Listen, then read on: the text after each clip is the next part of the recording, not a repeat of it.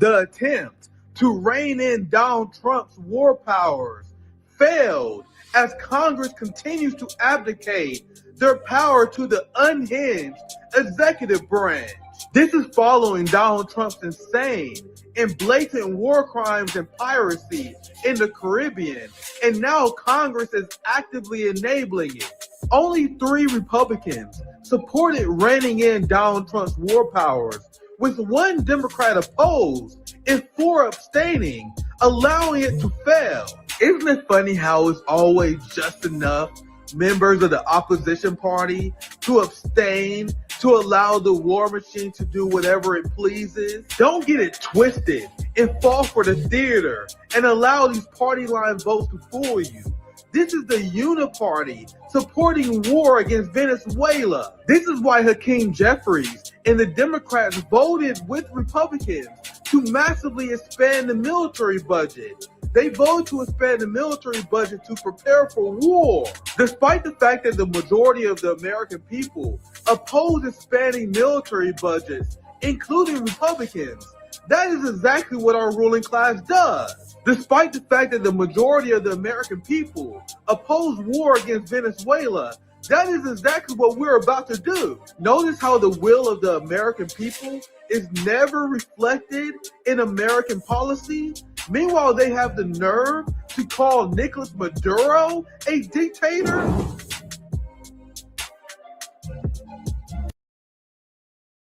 The foreign minister of Estonia just put China on notice as the tiny European country threatens China, the superpower, for maintaining friendly relations with Russia. And I say very clearly that the Russian aggression against Ukraine is an existential problem for Europe as well. And we can discuss about the relations between European Union and China, but if the existential threat is there, and China is a main enabler for Russia to wage the war, so first of all, we need to deal with that. Who the fuck are you? Imagine being this delusional. Estonia is essentially a European village masquerading as a country. Meanwhile, they think they have the power and the standing to confront China? Of course they don't. They expect us to do it. All these European neocons are nothing more than barking chihuahuas who talk a big game because they know they are completely dependent on the United States and NATO for their defense. This also shows the lack of sovereignty of European states, because why the hostility toward China, who does nothing but sell you guys things? It's because these sellout European leaders are directly under the orders of the United States. Hostile relationships with Russia or China does not benefit the European people. What's poppin'? My friends, my family, welcome to another edition of Nick at Prime Time. Estonia really want to shoot a shot at the king, man. How ridiculous is that? What's poppin'? You guys know I'm always in the lab cooking. We have a Marxist panel tonight. Our friends at Midwestern Marx, our Marxist friends who will be joining us here very soon. But before they join, I'm going to get started because you guys know my nerdy ass. You guys want to know what I was doing this morning? Well, other than just preparing my hotspot, because you guys know I'm like I said, always in the lab cooking. I spend like an hour or so doing research for hotspot, and I stumbled upon Putin's his yearly end of the year Q&A that he does.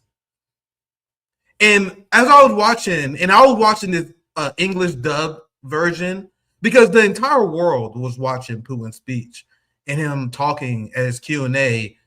For me, in my time zone, it was this morning for me. And I was watching it, and you guys know I'm a political nerd, but it was extremely fascinating. Extremely fascinating. Especially when you compare and contrast it to the speech that Donald Trump just gave. We just covered it on our last marathon live stream I did on Wednesday. Make sure you got to check it out if you haven't. We had Camilla. We was breaking down Trump's insane foreign policy in Venezuela. Also, I was ranting and raving about how much I hate capitalism. You know how we do. 2.5 hour meltdown stream. Then, this man, Vladimir Putin, did a 4.5 hour live town hall, taking questions, responding, and discussing high-level geopolitics on the fly, completely and utterly dismantling the talking points of NATO and the West. That's why, like, if you're a political nerd like me, if you like geopolitics, I cannot emphasize enough, and I cannot stress enough, it is worth watching as much as you can. I found some clips for you guys, because obviously it's 4.5 hours. But compare Putin, and I'm going to show you guys Putin speaking here soon. Like, the way his demeanor, his intelligence, like the way he just able to educate the audience, the way he's very witty, very humorous. I don't know why it's zooming in a damn video. The difference between Vladimir Putin and not even just Trump, because I feel like that's a low-hanging fruit to even compare them, but any politician. Our politicians can't even speak without a teleprompter, my friends. That's why when they always panic whenever they have a teleprompter malfunction. Oh, I don't know what to say. I'm a puppet. I don't know. I'll have no unique thoughts. Like, bro, Trump had a meltdown. Remember at the NATO meeting or whatever? And he like, you guys are trying to sabotage me because you guys my teleprompter is melting down. Like, sir, you're the president of the United States. You can't talk. I do 2 and 3 hour live streams talking about complex geopolitical issues, talking about history, talking about theory, and I'm not the president of the United States. I'm not a sitting congressman. I'm not a senator, but I can talk about politics and history for hours and hours and hours. Meanwhile, these politicians, these puppets in the suit, these actors in the United States and the West, they can't even talk about their own policies without notes. They're not the one in charge. And before I show you guys this clip, I'm gonna show this headline. All the time we are told how evil Vladimir Putin is, but then every time I hear him speak, he comes across as more articulate, measured, and intellectually grounded than most Western leaders. And one thing you will notice from Vladimir Putin is, despite the West and their barbaric culture and their lack of diplomacy, despite everything that Europe has done to Putin and Russia, despite everything that they called him, Putin still is whispering of the dream of a unified global peace. He still calls them his European partners. Like, that shows the level of statesman we're dealing with here. These are our European partners, our brothers and sisters in Europe, and we are looking for peace and established relationship with them. And he, like, one of the reasons why I want people to watch the Q&A, obviously it's very long, is because Putin, like, utterly dismantles every single NATO talking point, and he does it brilliantly. So one of the biggest talking points you hear from the Chihuahuas in Estonia and all those Baltic states who sold out to NATO, what you hear from Europe, what you hear from Mark Rutte, what you hear from the entire NATO regime establishment, from the entirety of the NATO left, the entirety of the corporate media, because they cannot sell the idea that it is worth tanking global markets and facilitating mass death simply to have Ukraine into NATO. They knew that wasn't a convincing sell to the European and Western societies, so they had to make up this bullshit, like Vladimir Putin is going to invade Europe, and if we don't stop Putin in Ukraine, then he's going to continue his conquest. It will be the return of the USSR. That's why it's so important to stop him right now in Ukraine, because if we don't, it's an existential threat to Europe. This is the talking point that I've been calling out for years, It's a talking point that the NATO left repeat uncritically. It is considered political suicide and taboo to even suggest that Putin was stopping Ukraine. Now let's think about how ridiculous this is. Because on one end, they will say that Russia and Putin and Ukraine is worth fighting because we are weakening him and we are exposing Russia as a paper tiger. That's what the neocons who sell in conflict, they always say that Russia has been exposed as a paper tiger. If Russia is a paper tiger and the military was exposed as weak and ineffective as you guys claim it is, if you guys claim that Russia was embarrassed because they couldn't handle Ukraine on the battlefield, why would Russia engage in suicide by declaring war on the entirety of NATO, which includes the United States? Why would Russia risk Article 5 activating if they couldn't even defeat Ukraine according to Western neocon propaganda?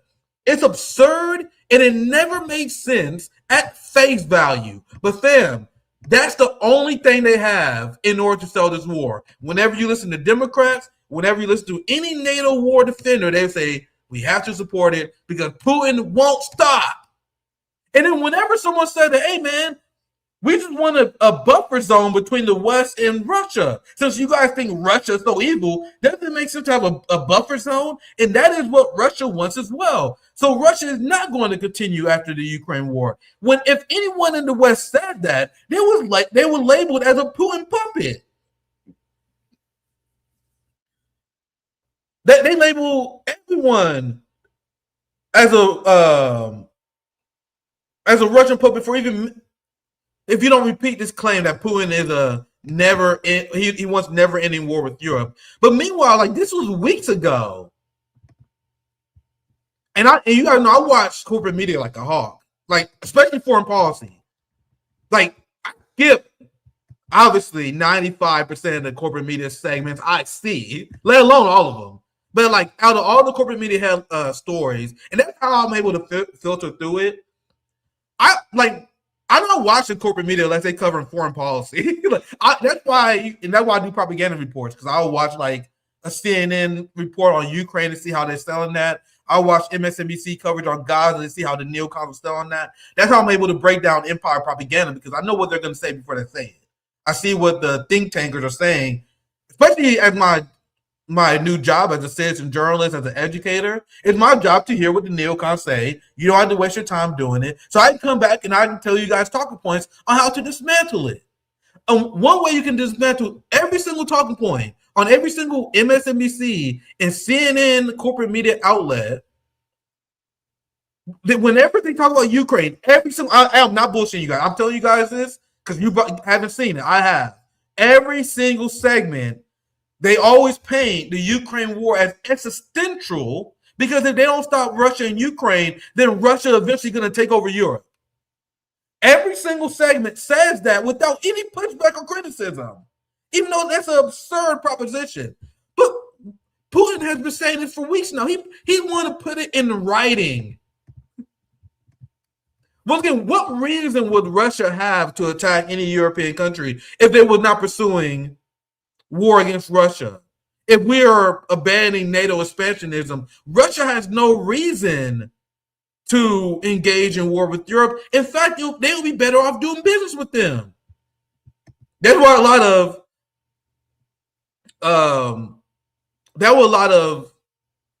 was about to say I'm serious, but I actually don't want to be mean here. What's a nice word to put it? Nice way to put it. I would say idealistic, and I promise you, I'm not saying that to be mean, because I understand what people mean. Like when people get mad at Israel and Russia for not engaging in massive economic boycott of Israel and China, I understand the criticism. You guys have to understand that states, their obligation is to uphold economic markets and provide and create prosperity for their own people, not do the job of the West. I had a rant about that last night. No need to beat a dead horse. Their job is to take care of the people, first and foremost, not fight the battles that you failed to win in the West, the fight against Zionism. So with that said, Putin is willing to do business with the genocidal Europe. Because if I was an idealistic person who believed that we should destabilize all global markets because we want some other foreign power to fight our battles for us, like shouldn't we call for all countries to stop trading to the EU, to the UK? The UK is arming Israel too. Do China stop trade with the United States and to stabilize the entire world economy? Where do we stop, guys? This is what I want people to think about. But I already did that rant, so I don't want to beat that dead horse again. The point I am making is that Putin favors, and it shows in his geopolitics, global stability. In his speech, he was explaining how he wants peace with Europe so we can start doing business together. Like, there's no bigger fan of Europe than Putin. Now, let's get into this Q&A I've been hyping for a while. So I'm going to show you guys some clips I found. I might find some more that I haven't seen.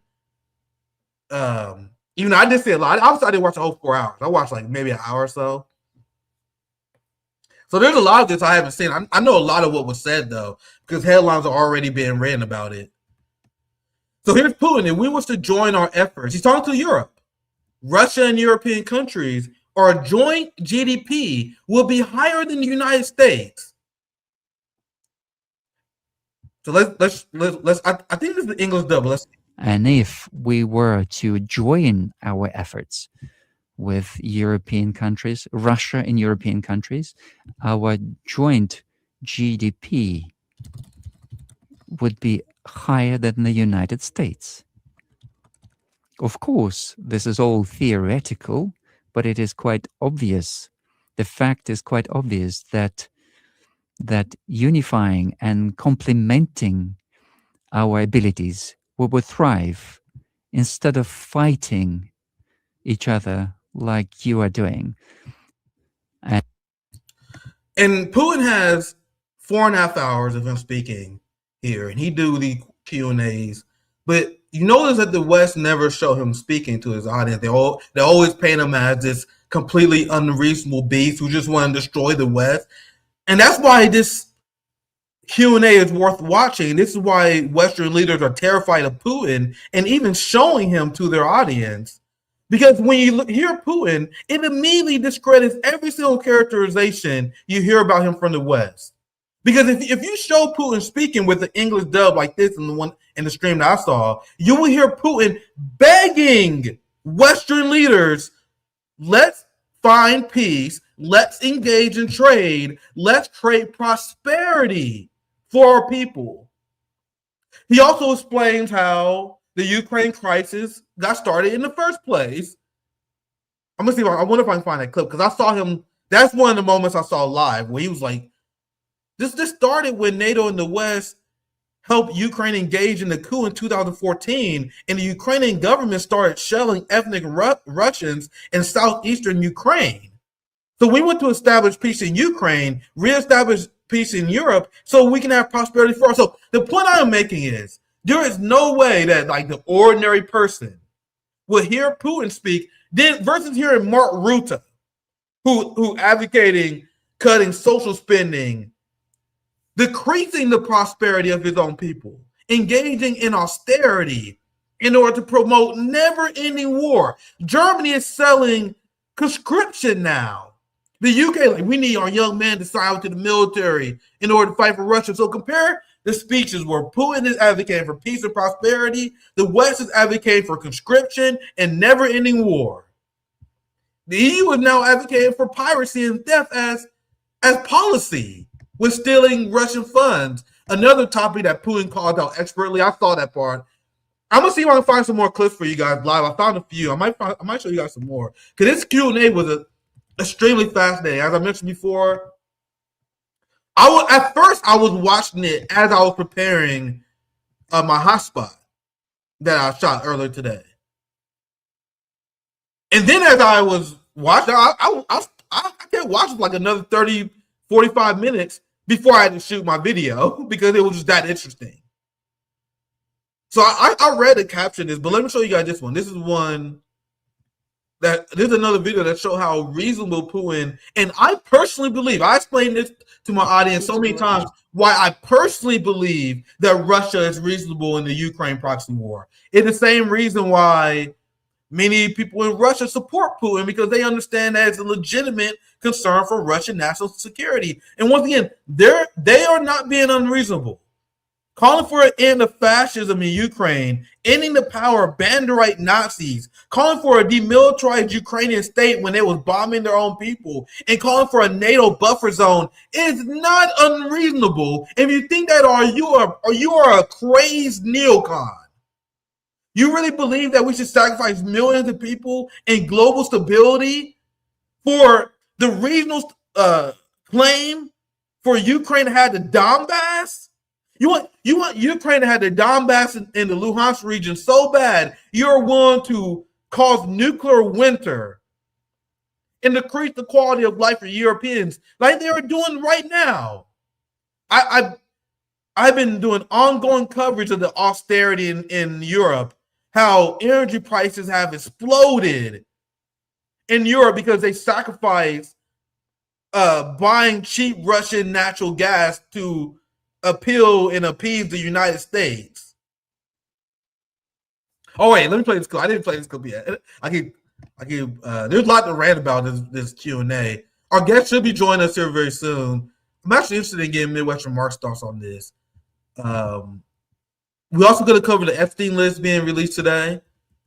And if you want to know why I unapologetically root for the China-Russia axis, the North Korea axis, the Palestine axis, versus the pedophile ruling class elite. If you guys ever thought the ruling class was going to tell you the truth about Epstein, you're delusional. On one end, we have people resisting and fighting against this system of NATO Western-style imperialism that was imposed on the world, the model of global economic sanctions that impact 1/4 of the world, actually 1/3 of the world's population. You have those people who are fighting and trying to navigate this system the best they can, versus the Epstein pedophile elite.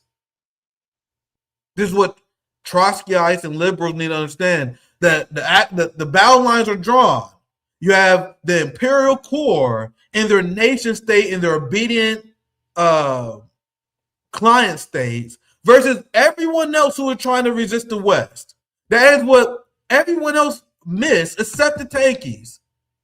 Like, instead of, like, a lot of people do pretend that every single member of the working class is equal. Like, they think like traitors who do the bidding of the Western imperial machine, like Alexei Navalny, is equal to a Russian patriot who support his government against Western imperialism. That's absurd.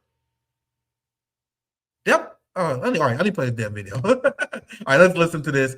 Here's Putin being way more reasonable than your favorite politician. Что ты говоришь про войну с Россией? Готовиться нужно к войне с Россией. Они хотят готовиться к войне с Россией. Ну, читать ты умеешь? Почитай новую стратегию национальной безопасности США. Что там написано? США, обращаю внимание, ключевой игрок НАТО. США создатель НАТО, главный спонсор НАТО. Все основные средства поступают от США. И деньги, и технологии военные, и вооружение, и боеприпасы. Все оттуда. Это основа. В новой стратегии безопасности, национальной безопасности НАТО Россия не указывается в качестве врага, в качестве цели, а генеральный секретарь НАТО готовится с нами к войне. Это что такое? What is this? Ну, читать. I love how you essentially said what my reaction was. What is that? Like, I've been covering in Hotspot and on my streams the insane comments coming from every single official in NATO, coming from Kaja Kallis, coming from Mark Rutte, coming from all these NATO people. And Putin is like, are you guys out of your fucking mind? You know what I would do to you? You know what we could do to you? You know what we would do to each other? So yeah, Putin is stunned. He's absolutely stunned. He's like, can you read? And this is why I have been fighting and covering this issue so much, while the Bernie Sanders media industrial complex has been ignoring it because they side with NATO. Do you guys understand what the West is trying to plunge the world into? You know how much better the global working class will be If we had cooperation with Russia, China, Iran, North Korea, and all the enemies of the West, we don't benefit from these conflicts. The military-industrial complex, which pays our media and pays our politicians, they benefit from never-ending conflict, which is why they advocate for it. We don't benefit from it. Europeans don't benefit from it. Russians don't. Nobody does. We will benefit from massive global cooperation, but that is why capitalists are so dangerous, because they rather doom their own populace than ever have cooperation with anyone with a different central planning model than them, or anyone who they view as a regional rival. Which is why capitalism will always hold us back. It will prevent human development. It will lead to these wars that wipe out civilization after civilization, that leads to the death of working class people generation after generation. Let me actually finish this clip, because we're going to get to some Marxism later. We got a Marxist roundtable join. В качестве цели, а генеральный секретарь НАТО готовится с нами к войне. Это что такое? Ну, читать-то умеете? Как это вы НАТО нацеливаете на войну с Россией, если главная страна НАТО... And this is a devastating point. Врагом не считает. Это просто, не знаю, даже уровень профессиональной подготовки на этом месте является недостаточным. He's looking at you, Estonia. You know, the country the size of a European village, who's like, we need to check China. We need to check Russia. Like, them, you guys have a way out with Donald Trump. By saying, well, yeah, we want peace with Russia and Putin as well. But instead, European countries are actively, and there's another analysis to have as well, because I think the Trump administration is more than happy to work with them to create this smoke stream that they want peace, but they want to jeopardize peace. The European countries are there every step of the way to sabotage peace. Despite the fact that the United States and Trump made clear, like, hey man, you know how much business opportunities we will have with Russia? We have people with Russia. European states are denying that. And this dynamic is how I know Trump is full of shit, because Trump is working with these people. Trump will draw up these fake peace plans, and then Europe like, we need to have contribution to this peace plan. And then you have European leaders like Kaja Kallas, Mark Rutte, and NATO. They will say, well, we won't accept any peace deal unless Russia returns Crimea. They will say some shit they know have no chance of ever fucking happening. Crimea is Russian. They are Russian speaking. The military supports Russia. The people support Russia. And they will do this all the time. They will say, well, we will never support peace unless Ukraine join NATO. Bro, Kaja Kallas, Mark Rutte, you realize that the position of the Biden administration was not NATO membership for Ukraine, right? Even the Biden administration didn't support that. So why are you bringing that up when Donald Trump is president? Well, you know he wouldn't want that. It's because their job is to tank peace talks. And Putin and Russia, they're extremely confused about this. Like, you don't care about your people? Don't you see the quality of life drop in your countries? Don't you see Germany being deindustrialized? Don't you see the massive energy crisis that you guys are causing because you're trying to wane yourself off of Russian energy? Are you guys crazy? This is the position of Putin. We have our Midwestern Marx friend join us here soon. I'll play his last clip, and I want to get when I bring you guys there, I guess we discussed the Ukraine Russia first. I want to give you guys thoughts on the West postures in this conflict. But during this whole event, which I understand it's kind of hard to show it because it's a 4.5 hour event. The West don't have the kind of attention span to ever cover something this substantive. But the entire Q&A was Putin just debunking and destroying Western narrative. And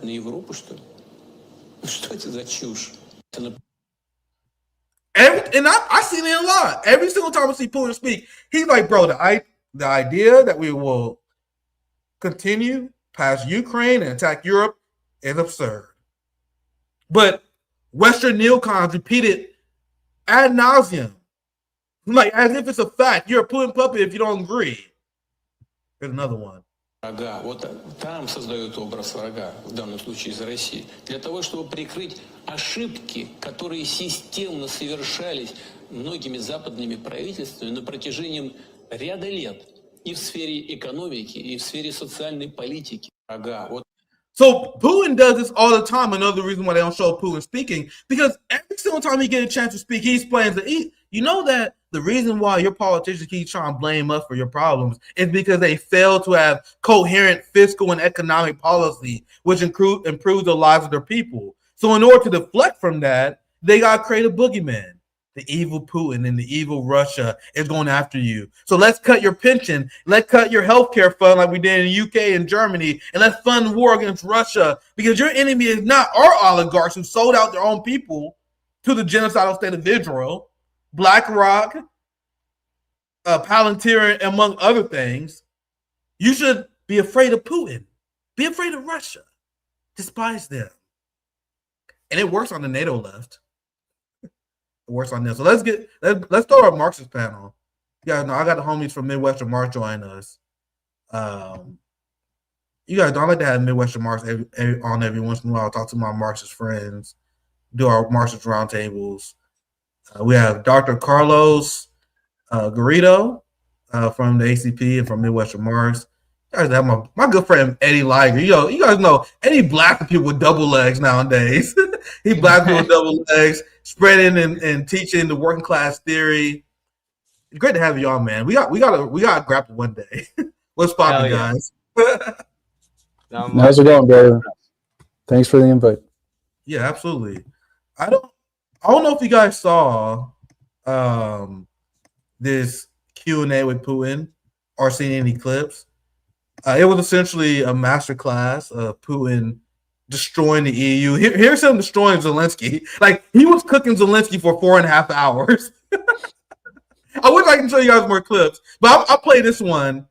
And after I play the clip, I want you guys to respond to the European posture, because they plan on conscripting soldiers. They're trying to steal Russian funds. We're going to start based on the order of which you guys came. So we're going to start with Carlos first. But let's play this clip. Then I'll go to Eddie, and I want to get you guys' reaction to this and just the general state of the war in Ukraine. Following this, he is an actor, and he is a talented actor without any irony. And here he is calling Zelensky out as the actor that he is, who will forever be remembered as the guy who depopulated Ukraine, because Ukraine is going through a population collapse right now. we saw his movies, in this time. There's nothing unusual. I think that things look quite different now, but that's not the point. The sign is about 1 kilometer away from town. But why do you film yourself in front of the sign? Why are you standing outside the house? Just enter the house if the house is yours. They use Connor Zelensky for one of his bullshit political ads. But you guys see how you got the audience smiling? And a lot of people don't cover how Putin's very fucking funny, man. And this is why he win people over. So I'm gonna go around, and I want you guys to take it where your reactions are to Putin and the Q&A, if you've seen it, or the state of the war in Ukraine. Let's start with Carlos. I saw you come in first. Thank you guys for joining. Always great to have Midwestern Marx on. Thank you for having us on. And it's always great to see the contrast between how something is presented and how it actually is, how someone is talked about and what they're actually like. And in the West, Putin is presented as this just like madman, this irrational actor that it's really difficult to make sense of where his drive is coming from, what his purpose is, what happened in his childhood, because we know that the West loves to get super pseudo-analytical when it comes to talking about motives behind nations' basic security concerns and desire for sovereignty. And he's presented as this crazy madman. And then you look at Putin, and it's like an extremely charismatic, very knowledgeable, very astute, and very frankly funny guy that actually has a good sense of humor, a very mature sense of humor. And the contrast is just beautiful to see. And I think that's, although Tucker in many ways is an asshole when it comes to a lot of things, that interview that he did with Putin showed a large part of the people in the West who this guy is, how educated. Can you imagine someone like Trump debating Putin? These absolute, excuse my French, these absolute mongoloids that we have as a political class here in the U.S. trying to talk to a Putin or a Xi Jinping, people who are actually educated and real education, not the bullshit education that we're sold in the West, not the sort of education that the European politicians have. So it's always interesting seeing that gap. And one of the things that I know it's very provocative to say, but I say it all the time, the most pro-Ukraine position you can actually have is being pro-Russia. And I'll tell you why, because if you actually gave a flying fuck about Ukrainian lives, you would have realized that it's been the West agenda and NATO that has thrown the Ukrainians, millions of them, into the meat grinder of war. If you cared about Ukraine, you would have stood on Russia's side. You would have respected their very rational red lines. You would have sounded the alarms of Banderite Nazism that have been spreading for the last 30 plus years in Ukraine. And you would have understood that the normal and sane position for Ukraine to have is a neutral position where it could trade with Russia. Perhaps it could interact with the West as well.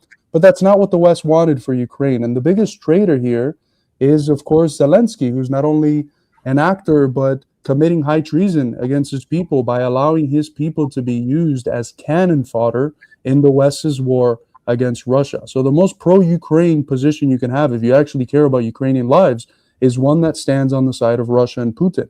And I say that as a communist, not because Putin's a communist, but because he's someone who's defending the basic sovereignty of his country from a form of imperialism that's fundamentally rooted in U.S. unipolarity.